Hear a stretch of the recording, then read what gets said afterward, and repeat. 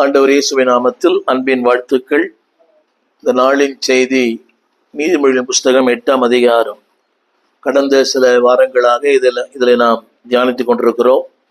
இந்த நாளில் தொடர்ந்து நீதிமொழியின் புஸ்தகத்தில் 3, 4, 5 வசனங்களை தியானிக்க விரும்புகிறேன். கடந்த வாரத்தில் சொன்னேன், த வாய்ஸ் ஆஃப் விஸ்டம், ஞானத்தின் குரல். 8ஆம் அதிகாரம் 1 வசனம், ஞானம் கூப்பிடுகிறது. கடந்த வாரத்திலும் நினைவூட்டுகிறேன், உலகத்தில் பல குரல்கள் அழைக்கிறது. அதெல்லாம் பாவம் செய்ய, அதாவது அது நரகத்துக்கு நேரம் நடத்துகிற குரல்கள். இந்த ஊடகத்தில் பாருங்களேன், நிறைய பேர் அழைக்கிறாங்க. உலகம் அழைக்குது, பிசாசும் அழைக்குது. ஆனால் தேவன் அழைப்பாரானால் நித்திய வாழ்க்கை, பிசாசு அழைப்பாரானால் அது நரகத்தின் வாழ்க்கை.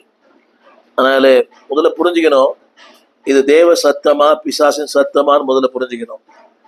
நிறைய பேருக்கு தேவ சத்தம் எது, பிசாசு சத்தம் எதுனே தெரியல. இந்த திருமணங்கள்ல கூட தேவன் தான் பேசுறாரா இல்லை பிசாசு பேசுதா? இன்னைக்கு எல்லாரும் சொல்றாங்க தேவன் பேசினார்னு. தேவன் பேசுவார் என்றால் அதில் ஒரு தெளிவு இருக்கும்.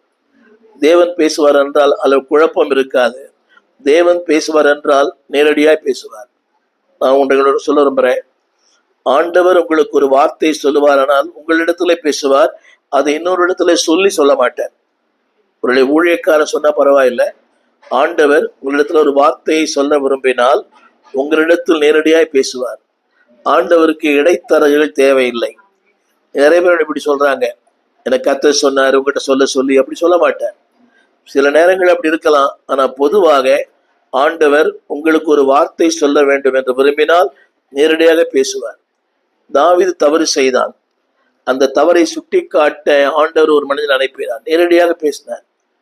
அதனால ஆண்டவர் உங்களோட நேரடியாக பேசுவார். அதாவது இடைத்தரர்களை கொண்டு பேச மாட்டார். நீங்க பிரச்சனை என்னன்னா, ஆண்டவர் சொல்ல சொன்னார், இப்படி சொல்ல சொன்னார், அதெல்லாம் பொய்யான வார்த்தை.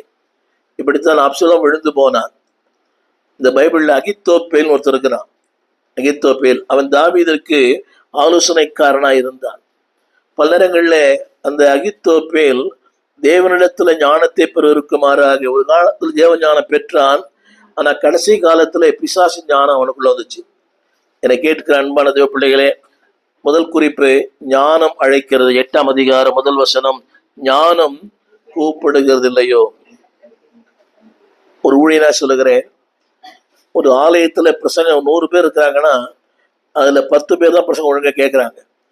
90 பேர் ஏதோ